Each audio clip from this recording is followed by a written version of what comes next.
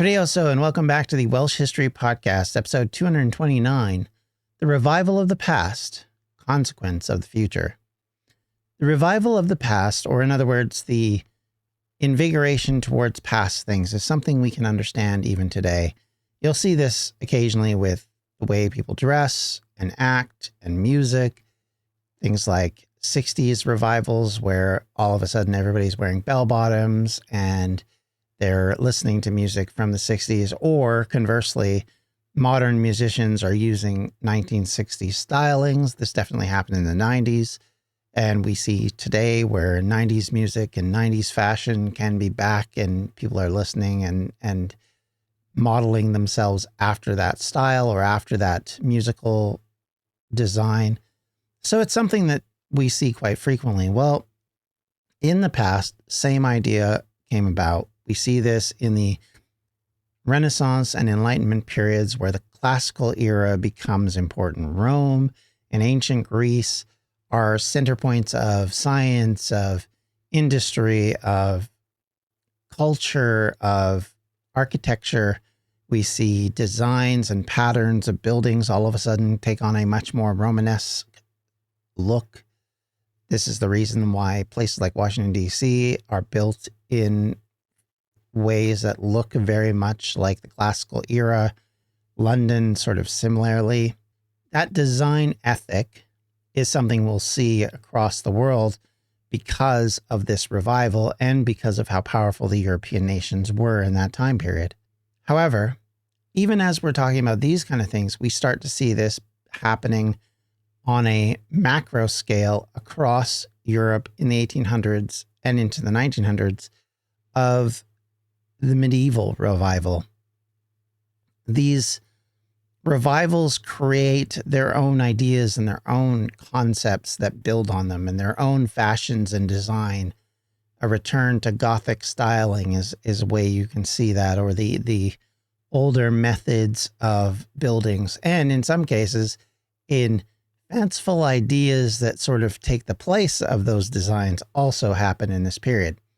So we're going to talk a little bit about this, and we're going to talk about how this resurrection of the old ways became very popular and became intertwined into what would be then considered Welsh nationalism, the building of mythos that we will talk and have talked about in the past, and all of these things kind of blending together. And so it wasn't merely a resurrection of old ways, it was also a reinvention, blending myth, nationalism, and creativity, which then creates something brand new. So how did this revival take root, and what did it mean for Wales? To understand the revival of things like this, and specifically what we're going to talk about in this first half of the episode, is Druidism. We need to begin with the Druids themselves. Ancient Druids were members of the Celto-intellectual class of priests, philosophers, and judges. Roman writers like Julius Caesar in his Gallic Wars described them as deeply spiritual, connected to nature, wielding significant influence in society. Caesar wrote, "They discuss the stars and their movements, the size of the universe and the earth, the nature of things, and the power of immortal gods." However, the Roman conquest of Britain in the 1st century CE, subsequent Christianization of Europe, pushed Druidic traditions into obscurity and, let's be honest, pretty much extinction. And by the medieval period, Druids were more of a myth than reality. Fast forward to the 18th century, Europe was then gripped in the Enlightenment, and Romanticism was a big part of that in the latter half of that century. These movements valued both scientific inquiry and the rediscovery of ancient cultures. In Wales, a key figure emerged in this particular topic, and someone we've discussed quite frequently, Edward Williams, better known as Iolo Morganwg. Iolo was a stonemason, poet, and antiquarian with a deep love for the Welsh culture. He believed, or at least claimed, that Wales was the heartland of ancient Druidism. Something that actually, I think, continues to this day, this belief, because of Anglesey being seen as the heart of British Druidism. there is this concept that came out of this period that drove an idea that Druidism started here and moved out to the rest of Europe, rather than being something that was done in the rest of Europe and came to Britain. Something, I'll be honest, we don't really know one way or the other. But more than that, Iolo wanted to revive its spirit, or its idealism. So in 1792, as we've mentioned previously, on the Primrose Hill in London, he staged the first Gorsedd of Bards. This ceremonial gathering, inspired by his interpretation of Druidic and Bardic practices and his, shall we call it, artificial history of them, effectively built this idea. Quote, standing among the circle of stones he had brought with him, Iolo declared, the Gorsedd of the Bards of the Isle of Britain is not only the revival of an ancient institution, but of a union of patriotism, literature, and love of liberty. End quote. As I mentioned a while ago, Iolo's ceremonies were imaginative, and much of his so-called ancient material was fabricated. His texts were created like the Bardes, presenting them as ancient Druidic wisdom. Modern historians agree that Iolo's inventions were pivotal in shaping the Druidic revival of today, even though they were inauthentic. The revival wasn't just about Druidism. At the end of the day, it was deeply tied to the rise of Welsh nationalism. In the late 18th and early 19th centuries, industrialization and Anglicanization threatened Welsh language and culture. Romanticism, with its celebration of nature and the past, became a counterforce to these particular ideals. Thomas Love Peacock, in his 1829 satirical novel The Misfortunes of Elphin, humorously depicted the Druidic ceremonies, but his jest hinted at a larger truth, the growing reverence of the mystical Druids as symbols of Welsh identity. When Iolo died, his son Taliesin Williams, Bardic name was Taliesin ap Iolo, became his heir to the Druidic tradition. Taliesin was born in Cardiff and went to school in Cowbridge and became an assistant teacher at a boarding school run by Reverend David Davies in Neath. He gradually took over leading the proceedings of the regional Gorseddow in 1814 when he was awarded his first title of Druid. He worked as a stonemason with his father in 1815 and in 1816 opened a school in Merthyr Tydfil where he worked as a schoolmaster until the end of his life. He assisted with the publication of his father's work, The Mysteries of the Bards of the Island of Britain, which was published in 1829. In 1834, he won the Bardic chair at the Cardiff Eisteddfod, and with a poem entitled Y Derwyddon, or The Druids. In 1838, he won the Bardic crown at Abergavenny Eisteddfod for an essay on the Culhwch y Beirdd, the alleged Bardic alphabet, which was published in 1840, defending the authenticity of his father's work. On his father's death, he inherited his father's archive of manuscripts, which he believed were all genuine. Believing in his father was key to the written work he did, as he compiled and edited 26 volumes in 1848. A portion of this work was then published entitled the Iolo Manuscripts by the Welsh Manuscript Society. After his death in 1847, he was succeeded as Archdruid by Evan Davies, known by his bardic name of Myrddin Morganwy. Davies, or Morganwy, was born January 6, 1801 in Cornedley, Pencoed, Glamorganshire. He devoted himself and in his youth to the mastery of the Welsh bardic rules and to the study of mathematics and many other subjects. His first bardic name he called himself was Llywyn Merfyn. As he got older, he began to preach at the congregational chapels near his home. He came into prominence in 1842 by debating on the subject of temperance with John Jones of Llangollen in a meeting held at Llantresant. Eventually, in the mid-1840s, he settled down in Pontypridd as a watchmaker, and it was during this time where he assumed the pseudonym of Myrddin Morganwy. He would come to believe in the ideals of Druidism and saw Christianity as a religion of Druids, dressed in Jewish tradition, something that would be startling, I think, to most Christians. At the death of Taliesin Williams, he claimed to have succeeded to the post of Archdruid and began around 1853 to hold religious and Druidic services near Main Treff, the Rockling Stone at Pontypridd. a sign of significance to these modern Druids. These meetings were held at the time of the 2 equinoxes and 2 solstices, as the practice continued to be a Glamorgan feature, much to the grief of some of the local ministers who complained about them being a pagan religious worship. For about a quarter century, this went on.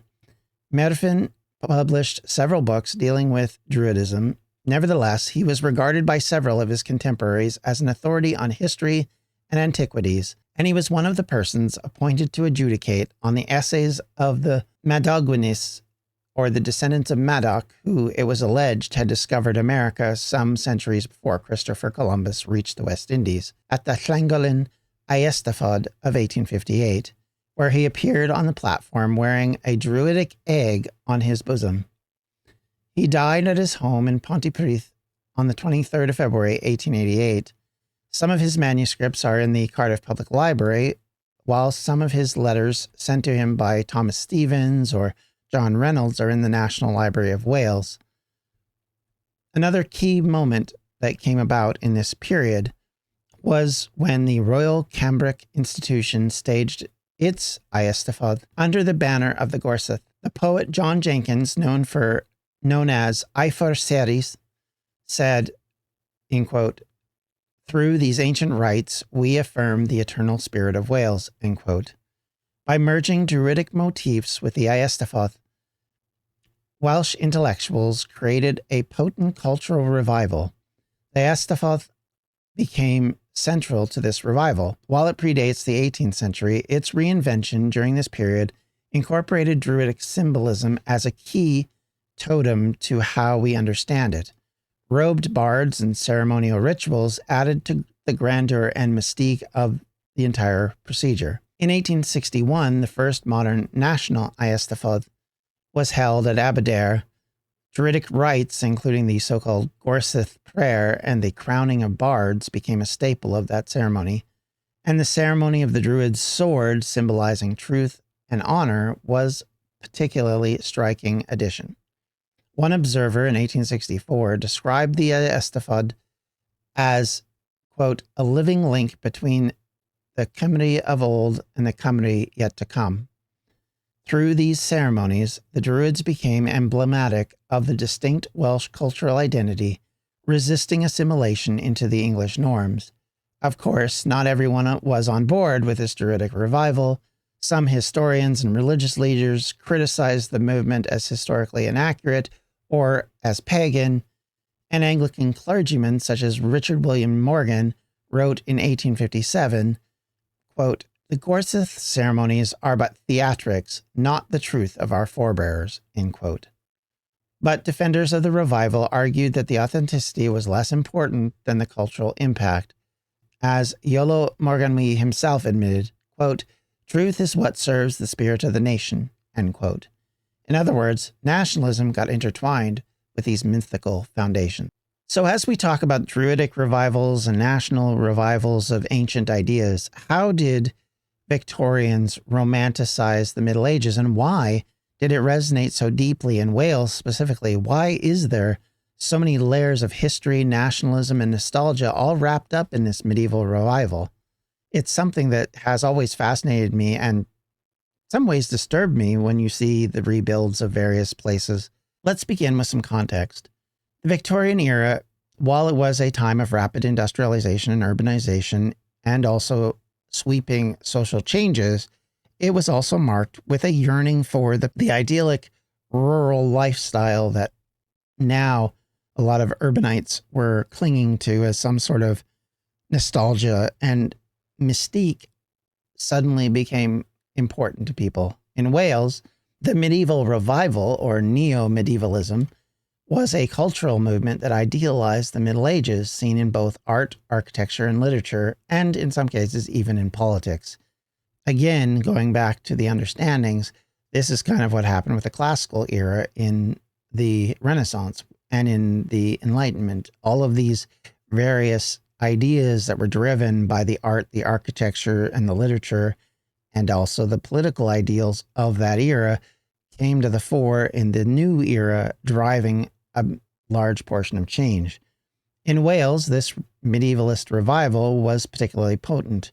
The country's long-standing connection to medieval myths, such as the tales of King Arthur and the Mabinogion, provided fertile ground for these identities. The Welsh identity was, of course, deeply tied to its medieval history, seen as a golden age before the conquest of England.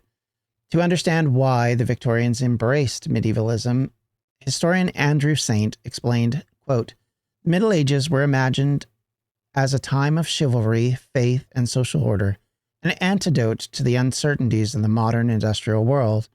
And for Wales, this wasn't just nostalgia, it was also about asserting a cultural identity. The revival was both artistic and political. The rediscovery of medieval Welsh literature and the restoration of historic buildings and the romanticization of the chivalric values all intertwined with a growing sense of Welsh nationalism." The irony of the chivalric values makes me laugh because, of course, that came from the Normans. One of the most influential figures of the Welsh medieval revival was Lady Charlotte Guest. She's best known for translating the Mabinogion, a collection of Welsh medieval tales, into English. Her translations brought these stories to a wider audience and solidified their place in both Welsh and British cultural imagination. It's fascinating because, of course, Guest wasn't Welsh by birth, she was English. Yet she immersed herself in Welsh culture, marrying an ironmaster from Merthyr Tydfil. It introduced her to the Mabinogion. She wrote, quote, "It is impossible not to admire the poetic genius and vivid imagination of these tales, which surely rank among the finest legacies of the Celtic world," end quote. Guest's work inspired artists, writers, and architects. For example, the medieval-themed Castell Coch, my nemesis, near Cardiff, was reconstructed in the 19th century under the guidance of architect William Burgess. It's a fairy tale castle brought to life, blending Victorian imagination with medieval aesthetic. Historian J.M. Crooks described Burgess's work as, quote, "a dream of the Middle Ages, vividly painted in stone and wood," end quote. Castell Coch and the nearby Cardiff Castle, both restored by Burgess, stand as iconic symbols of the era's fascination with medieval design. And let me clarify something about this. When we're talking about Cardiff Castle, it's different than Castell Coch, wherein a ruin was rebuilt in a Victorian style. The remnants of Cardiff Castle that existed at the time were added onto very similarly, but it didn't include the actual keep, which was still the Norman Motte and Bailey Castle, which had sat there for, nearly 1,000 years. It was the palace aspect of the castle. If you're coming up to it from the train station, if I'm to use these terminologies, for those of you that have lived in Cardiff, you'll know that the castle itself is on the left or on the west side of the castle, and it is just a portion of the castle that's been redesigned. So there is this Victorian aspect, but you still can go in and see the historical aspects as well, including the Roman remains of the Roman wall, the actual Norman keep at the top of the hill, and the surrounding area, which was still the area that the Normans had set aside originally, as well as Burgess's work, which I think is the difference between it and Castell Coch, where literally he just built on top of what was, which is why I have more of a problem with it, but I've talked about that in a freeform episode, so we don't need to go into that here. The medieval revival in Wales wasn't just about the aesthetics, it was also a powerful connection for nationalism. For centuries, Wales had been under English rule, and because of it, its distinctive culture was often overlooked. The revival helped to reassert Welsh identity, drawing on its medieval past as a source of pride. This pride often revolved around myths and legends. Take the figure of King Arthur as an example. He's often associated with England, and many of the medieval texts locate Arthurian legends, however, in Wales. Victorian writers and historians were quick to emphasize these Welsh connections. For example, the historian Thomas Stevens argued in 1858, quote, "Arthur's legend belongs not to the Saxon, but to the Cymry, in whose hills and valleys they were born and nurtured," end quote. This reclaiming of Arthur as a Welsh hero was part of a larger effort to revive and protect Welsh culture. The Eisteddfod festivals also played a role in this, and still do to this day if we're all very honest. Originally, medieval gatherings of poets and musicians. They were revived in the 19th century as grand cultural events celebrating the Welsh language and heritage. Victorian-era Eisteddfods often included medieval-themed pageantry, reinforcing the connection between the past and the present. Of course, not everyone embraced the medieval revival uncritically.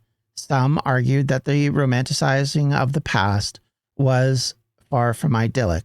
Historian E.P. Thomas noted, quote, "The medieval world is not just one of chivalry and castles, it was also one of poverty, disease, and social inequality," end quote. While these revivals celebrated Welsh identity, it often came through a Victorian lens. Take the architecture at Castell Coch. As I've said, it is beautiful, but it is much more a Victorian fantasy than a faithful restoration, which is why I personally am frustrated with it. It raises an important question. Was this movement about reclaiming history or reinventing it? For some, the answer didn't matter. The revival helped create a sense of pride and continuity in the Welsh culture during a time when industrialization and Anglicanization was rapidly changing the landscape and cultural identity. The influence of the medieval revival in Wales is still visible today, from the restoration of the castles to the enduring popularity of the Mabinogion. The movement has left a lasting footprint. It's a reminder of how history and myth can shape cultural identity. As historian Gwyn A. Williams put it, quote, "Wales is not just a place, but it is an idea, continuously reimagined by its people," end quote. And their Victorian medieval revival was a crucial chapter in that story. However, it wasn't just a Welsh story. Medievalism was part of a transnational phenomenon. The precise nature and significance of the part it played was viewed with comparative perspective, and it is something we have to evaluate based on not just the fact that it happened in Wales, but it was happening across the entirety of Europe. Germans were suddenly paying attention to their ancient history. They started to revive a lot of the old kings and castles. There was a focus on nationalism in Germany, which would, of course, in the 1870s create that country. There was other places and other spaces that were starting to understand that their national identity was not just built around whatever the empire or the kingdom they belonged to.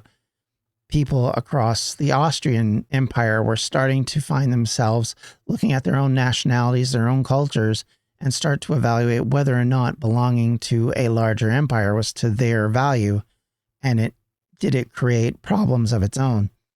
So this is not something that we're looking at just from the idea that it was a specific Welsh thing. It is something that's happening in Scotland and Ireland, in England, if we're honest, as well. But also it's happening in places like Bohemia, what would later become the Czech Republic, in places like Serbia and other places like Hungary, or, as I said, Germany, as well as what will become the Kingdom of Italy. All of these spaces all come out of this reevaluation and understanding about nationalization, which is something which grows exponentially in this period. The Victorian period was very much about creating national myths, national legends, national ideals. This is why Arthur becomes such a key figure now in our modern history, not because he was a massive figure in Welsh history necessarily, or in any other history, but rather because his mention in a few documents gets magnified. And then you have people like Geoffrey Monmouth that people lean into and use as source material for the myth. And then, of course, you have French writers that are taking that myth and working on it in the latter half of the Middle Ages, which then create as the Arthur myth. But the Arthur myth kind of dies off for a long time after that. And it's really not until you get into this more modern era where the understanding or the acceptance of the King Arthur myth and the merging of this myth, not just as a Welsh king, but also a British king, becomes important to people because it symbolizes more. In the case of the English Empire or the British Empire, Arthur symbolizes a return to a British leader, a British king that people can look at mythologically and put him on side with Alfred the Great or any of these other high considered and looked upon leaders. But at the same time, you're having in this period a rise in looking into people like Owain Glyndwr, like many of the kings of Wales's past, looking into people like Robert the Bruce, who helped lead Scotland back to independence. All of these various national figures start to become much more prominent and much more aligned with the national and cultural ideas of these places. It's something that we have to remember as we look at history, is that people will start to evaluate how history works in the modern concept. In a way, it doesn't devalue history. It makes it useful to us in the modern era to understand that, something that happened 1,000 years ago could have relevance to what we're doing today. Why is the Welsh language the way it is? What was the influences that drove it in the way it did? Why has the Welsh culture grown the way it has? Why is it distinct from Scotland, Ireland, and England, even though they have remained relatively close and intertwined for many, many centuries? All of these things become much more evaluated in this period. And we have historians that are growing in this period, but we're also getting what are called antiquaries, which are sort of the precursor to archaeologists. They are people who are fascinated by history enough to go looking for it, and they start to try and dig it up. In doing so, though, they are not necessarily what everybody looks at and says, hey, this is a great idea. Because sometimes these people are they're just wanting to prove something, and so they just start digging, looking for proof, without necessarily going in with the concept of, we think this is like this, but we're going to accept what we see, which is something modern archaeology does. They go into an area and they say, okay, this we believe, based on history, based on previous information, was a site that did X. Now we're going to dig in and we're going to see, was this a site that did X? And sometimes it is, sometimes it isn't. Sometimes people still have assumptions, even when the evidence doesn't point that way. But if you compare that to antiquaries who, for example, are trying to find things like Troy, they're trying to prove biblical sources. They're not trying to understand the landscape or really get to grips with it. It's much more about their preconceived notions, much like Iolo's tendency to effectively decide to rewrite history to shape the mythology in his own image of what he thinks Welsh mythology should look like, about what ancient druids did or said or what their rights were, that we have no clue on. Because let's be fair, and I've said this in previous episodes, we have no clue, really, other than the Roman version of what these druids did. And the Roman version is through a cultural lens of ridicule and criticism.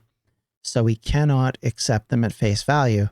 So keep that in mind, that yes, they may be talking about certain things that were accurate, but as examples, human sacrifices may or may not have been a part of the Druid ideal.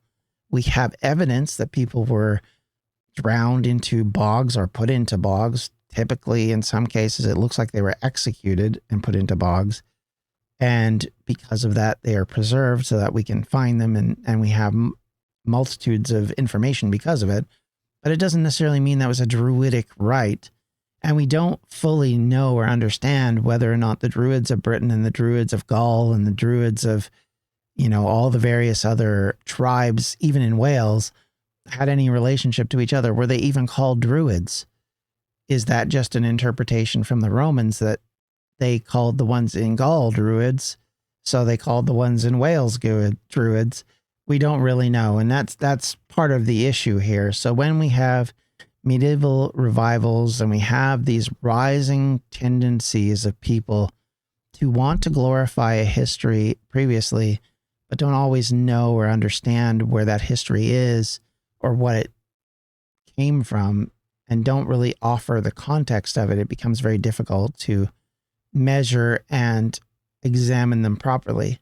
However, we are indebted to these people at the same time, because without them, much of the evidence that we would have today wouldn't exist.